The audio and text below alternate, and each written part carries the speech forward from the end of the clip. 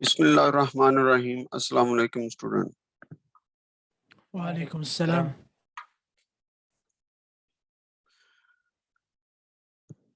So we are studying chapter number 7.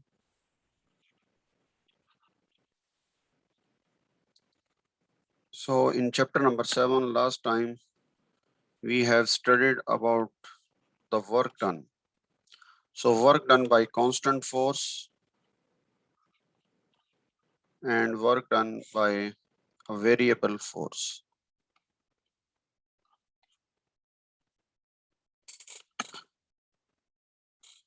So today we will discuss about the work done by a spring. Work done by spring. So maybe already you have done this experiment. This is called Hooke's law. So in Hooke's law, you remember that F is equal to Kx. And if we have a spring in the vertical direction, the gravitational force is acting on the mass M. So what you are doing, you want to find this K value in the lab, F over X. You are increasing the mass and finding the value of X, how much the spring is extended. So here you can see that the spring is vertically downward. Only the gravitational force is acting on the mass. But here we will take the horizontal motion. The spring is horizontally attached with one mass. This is the mass, and the force is acting, suppose, in this way. So when you apply the force, the spring force is exerting in opposite direction. This is the spring force. Okay. So this force is applied force, and this is in the left side. So after covering some distance, here the body mass of the body is here. So it covers some distance here. This is dx distance. But the spring force will be in opposite direction. So this F is actually in the negative x-axis side. So that's why we are taking here minus kx. And the distance is also in the negative x direction. So we will take minus dx. So what we will do? We will find the work done. The work done is in the small work done to make the force constant. And this is F dot dx. This is our formula to find the work done. You know that in the previous, we have this formula F dot d and Fd cos of theta, or theta is 0, then F into d. These are the formulas we are using. Here the same formula, but the force is minus kx into I unit vector in this direction. This is force in this direction. Dot, this dot, dx is minus dx into I unit vector, because this is also in this direction. This is dx. So if you multiply this one, minus minus positive, and answer will be kx into I dot I into dx. So I dot I is equal to 1. And this is equal to kx into dx. And this is equal to dw. So if we want to take the integral of this sign and integral of this, then this will be w, and this is k is constant, x dx. So this is equal to k, and x dx integration is x square over 2. So our answer is 1 over 2 kx square. So this is the work done by the applied force. By the applied force. So if we want to find the work done by the spring, then what it will be. So see, the spring is in this way, and this is the mass, and this is the applied force, and the spring force is this side. So the dW will be same F spring dot dx. So F spring will be kx into I unit vector because it is in the right side direction, dot dx, because this force is more and it is compressed the spring, the dx is in this direction, minus dx into I unit vector. And this is equal to kx minus I dot I into dx. So this is equal to minus kx into dx, and this is dw. Again take the integration, and this is equal to minus k x dx. So answer will be minus 1 over 2 kx square. So this is the work done by the spring, and the other is the work done by the applied force. So the spring force work done is always negative of the applied force. Also, you can write this equation in another form. So work done by the force is equal to 1 over 2 kx square. If we have some initial and final points, kx square, and initial and final xi and xf, then you can write kxf square minus 1 over 2 kxi square. This is work by the applied force. But if we want to write the spring, then it will be 1 over 2 kxi square minus 1 over 2 kxf square. It will be opposite to this one. This is by the spring. So here you can see that work is equal to 1 over 2 kx square or minus 1 over 2 kx square. So after this, we have a relation between work and energy. Work and energy theorem. This is called work energy theorem. In this theorem, the statement is this that the work done is equal to the change in kinetic energy. This is the change in kinetic. So here you can see if we have a body of mass m, its initial velocity is vi. After covering some distance delta x, its velocity is vf. The force is applying, constant force is applying F. Then we can write this is the initial position and this is the final position of the body. We can write the equation, work done equation will be what? This will be xi into xf and f dx. So this is equal to xi xf ma into dx. So m is constant and this is a dx into xi xf is equal to m is constant and a you can write dv over dt, and this is dx over dt. So this is xi and xf. So this dx over dt is called v. So when we write v is dx over dt and this is dv, then the limits will be changed according to this operator. This operator is now vi to vf. So we can write this equation that work done is equal to m into v dv vi to vf.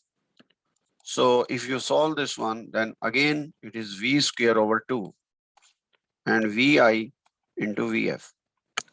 Now you can put the values, then it is mvf square minus 1 over 2 mvi square. This is equal to work done. And this is called work energy or work kinetic energy theorem, because the work done is equal to the change in kinetic energy. So you can write this one Kf minus Ki.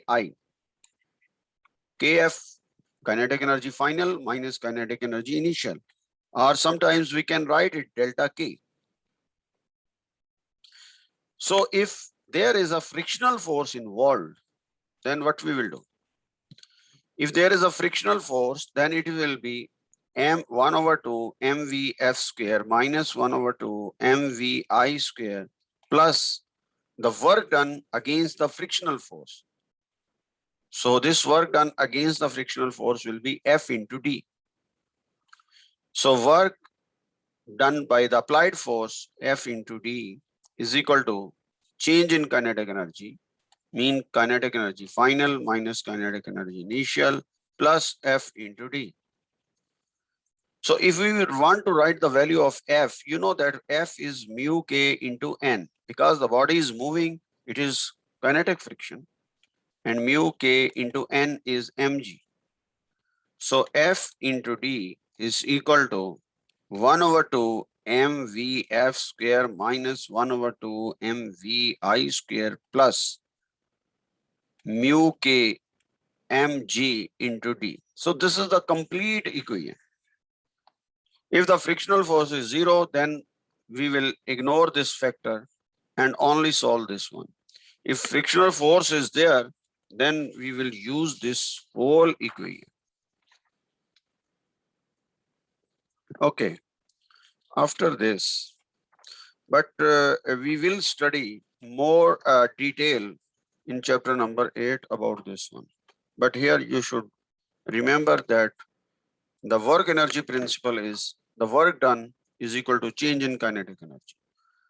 So here you know that if a body is moving, the frictional force is in this way and the body is moving in this way with applied force. So due to this frictional force, there will be some heating effect. So this heating effect increases the internal energy of the body, internal energy. So we are discussing kinetic energy and potential energy. These are the external energies. But internal energy is due to the motion of the atoms or the molecules. So we will discuss all these things later. Okay. After this, we have the last article of this chapter. So what we have studied work done, only work done by constant force, by variable force, and then energy and work, how they are related with each other. And then we have a power. So in power is defined as rate of doing work. Rate of doing work is called power. Power and energy are different things. So power is equal to work done over time. And work is joule, time is second, and the units is watt. And this watt unit we are normally used in electricity. If we have a bulb like this one, this is the bulb. So every bulb has some power, that is 40 watt, that is 100 watt or 200 watt. So remember, the unit of power is watt, but in this case, like bulb, like tube lights, etc. So power is equal to work done over time. And you can find power. Also, work is what? F into D divided by T. So F into D over T is V. So here F into V. So this is the same relation which we have done in case of work done, that work is equal to F into D.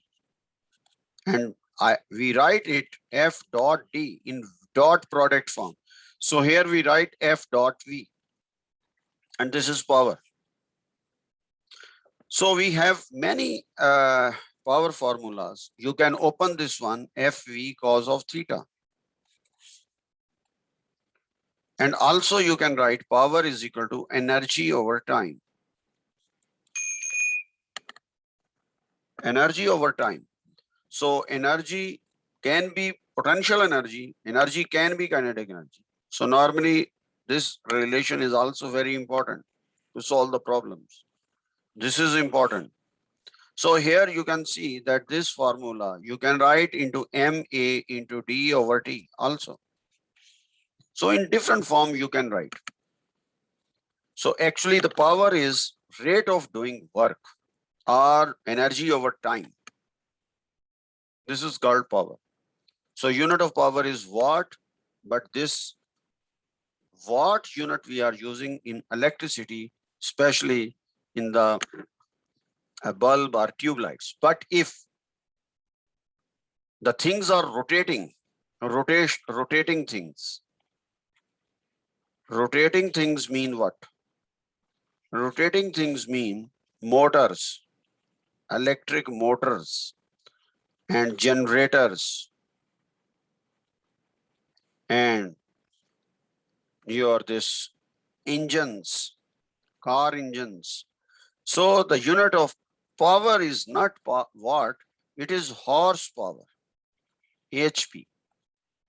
So HP is equal to 1 HP is equal to 746 watt. So for rotating objects. Okay, after this, we have another unit which is related with the power, but this is not a unit of power, it is a unit of energy, and that is called kilowatt hour. So kilowatt hour mean what? Kilo mean 10 raised power 3, watt mean joule per second, hours mean 3600 second, 60 multiplied by 60. So second will cancel with second. The answer will be 36 into 10 raised power 5 joule. Or you can write 3.6 into 10 raised power 6 joule. Or you can write 3.6 megajoule. So this megajoule, 1 kilowatt hour is equal to 3.6 megajoules. So where we are using this unit? So 1 kilowatt hour unit is used for electricity consumption. Electricity consumption is what? Electricity consumption.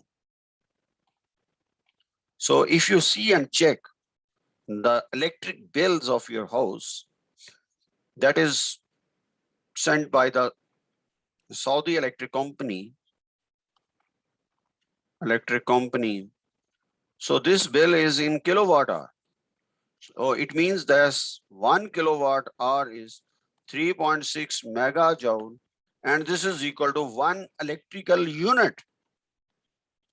This is called 1 electrical unit.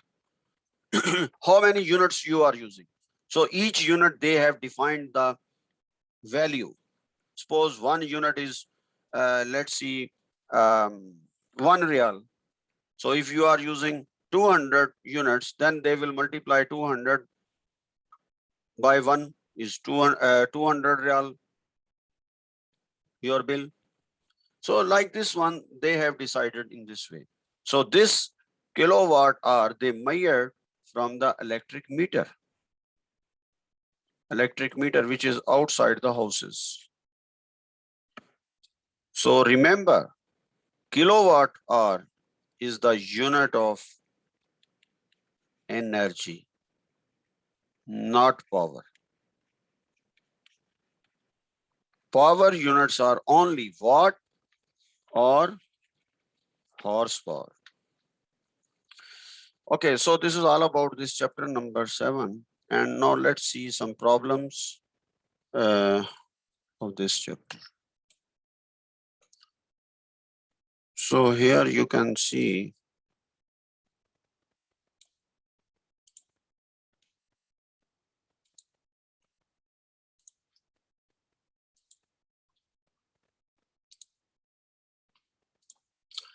So here we have first problem.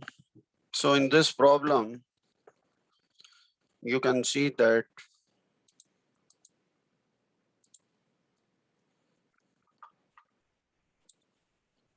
a constant force of 12 Newton. Force is 12 Newton in the positive x direction, mean I.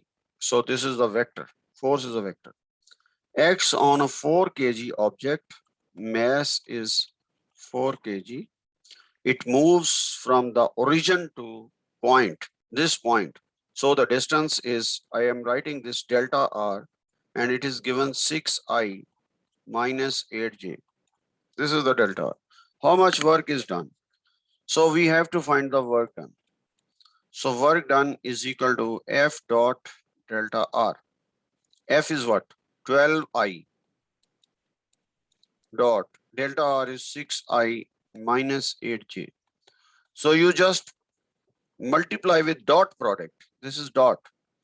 So what is the answer? 12 into 6 into I dot I minus 12 into 8 into I dot J.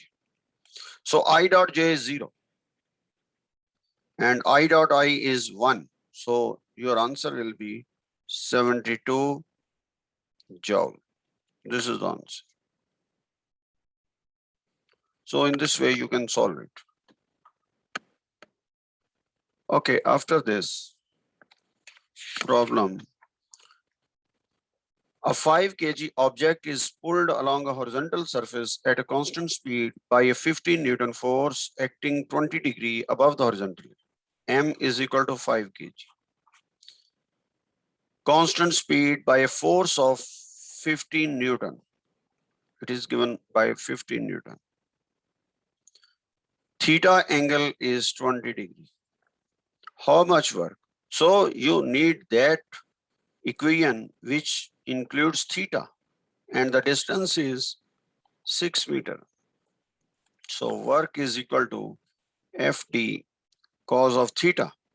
F is 15 into D is